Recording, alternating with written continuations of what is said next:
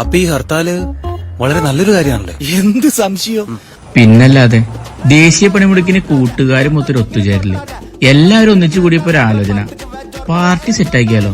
സെറ്റാക്കാം. നേരെ വല്ലത്തേക്ക് പോയി 3 കിലോ പോത്തിറച്ചി വാങ്ങി. പിന്നെ നല്ല ഫ്രഷ് നാടൻ കപ്പ എടുത്തു. പിന്നെ എല്ലാരും കൂടി ബീഫ് ക്ലീൻ ആക്കുന്നു, കപ്പ നന്നാക്കുന്നു, കറിവേപ്പില പറിക്കുന്നു. വീട്ടിലൊരു പണി പോലും എടുക്കാത്ത പലരും ഇവിടെ ആക്റ്റീവാണ്.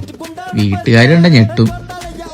ക്ലീനാക്കി ബീഫ് വന്ന സ്ഥിതിക്ക് ഇനി ബീഫിലേക്ക് ഇഞ്ചി, വെളുത്തുള്ളി, പച്ചമുളക്, സവാള, കറിവേപ്പില, ഇനി എല്ലാ പൊടികളും ഇടാം. മഞ്ഞപ്പൊടി, മുളക് പൊടി, മല്ലിപ്പൊടി, ബീഫ് മസാല എല്ലാം കൂടി വെളിച്ചെണ്ണയും ചേർത്ത് കൈകൊണ്ട് അങ്ങോട്ട് മിക്സ് ചെയ്ത് ഇങ്ങോട്ട് പിടിപ്പിക്കണം.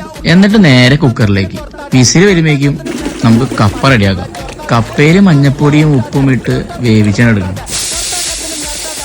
വിസിൽ വന്ന സ്ഥിതിക്ക് ഈ വെന്ത കപ്പ എടുത്ത് ബീഫിലേക്ക് ഇടാം. ഇനി എല്ലാം കൂടി അങ്ങോട്ട് മിക്സ് ചെയ്യണം.